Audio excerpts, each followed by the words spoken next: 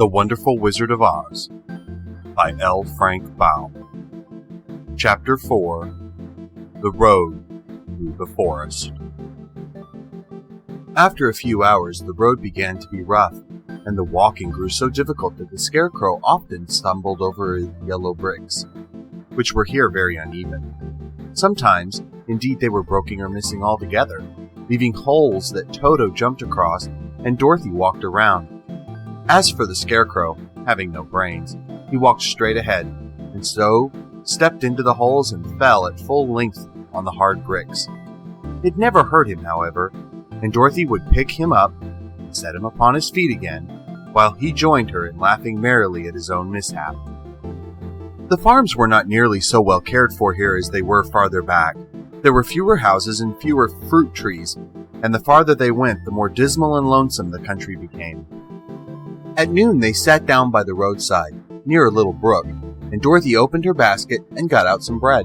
She offered a piece to the Scarecrow, but he refused. "I am never hungry," he said, "and it is a lucky thing I am not, for my mouth is only painted. And if I should cut a hole in it so I could eat, the straw I am stuffed with would come out, and that would spoil the shape of my head." Dorothy saw at once that this was true, and so she nodded and went on eating her bread.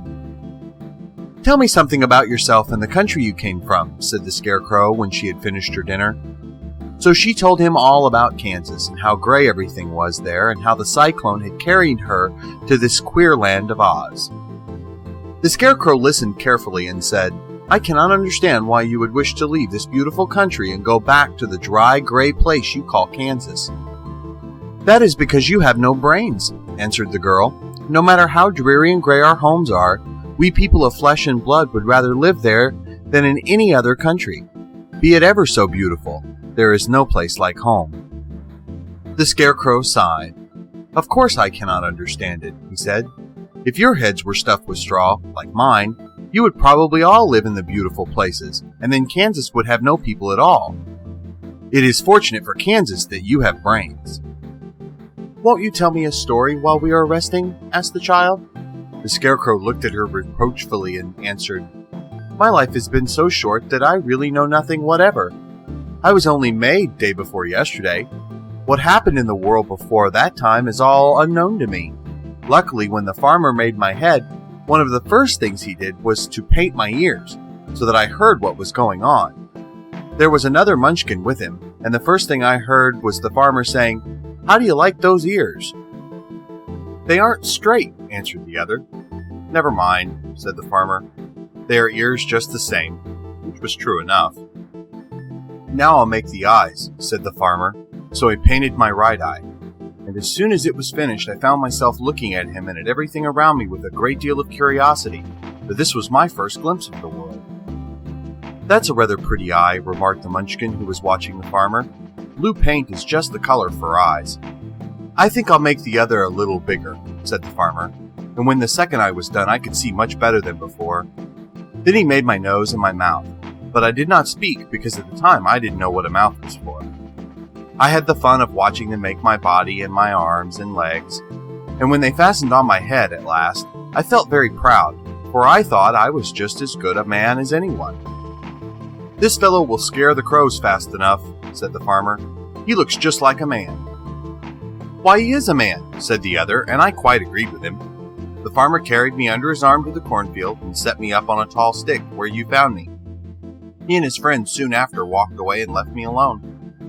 I did not like to be deserted this way, so I tried to walk after them, but my feet would not touch the ground and I was forced to stay on that pole. It was a lonely life to lead, for I had nothing to think of, having been made such a short while before. Many crows and other birds flew into the cornfield, but as soon as they saw me, they flew away again, thinking I was a munchkin, and this pleased me and made me feel that I was quite an important person. By and by, an old crow flew near me, and after looking at me carefully, he perched upon my shoulder and said, "I wonder if that farmer thought to fool me in this clumsy manner. Any crow of sense could see that you are only stuffed with straw." Then he hopped down at my feet and ate all the corn he wanted. The other birds, seeing he was not harmed by me, came to eat the corn too. So in a short time there was a great flock of them about me. I felt sad at this, for it showed I was not such a good scarecrow after all. But the old crow comforted me, saying, "If you only had brains in your head, you would be as good a man as any of them, and a better man than some of them. Brains are the only things worth having in this world, no matter whether one is a crow or a man." After the crows had gone, I thought this over, and decided I would try hard to get some brains. By good luck, you came along and pulled me off the stake, and from what you say, I'm sure the Great Oz will give me some brains as soon as we get to the Emerald City. "I hope so," said Dorothy earnestly, "since you seem anxious to have them." "Oh yes, I am anxious," returned the Scarecrow. "It is such an uncomfortable feeling to know one is a fool." "Well," said the girl, "let us go." And she handed the basket to the Scarecrow. There were no fences at all by the roadside now, and the land was rough and untilled. Toward evening they came to a great forest, where the trees grew so big and close together that their branches met over the road of yellow brick. It was almost dark under the trees, for the branches shut out the daylight, but the travelers did not stop, and went on into the forest. "If this road goes in, it must come out," said the Scarecrow.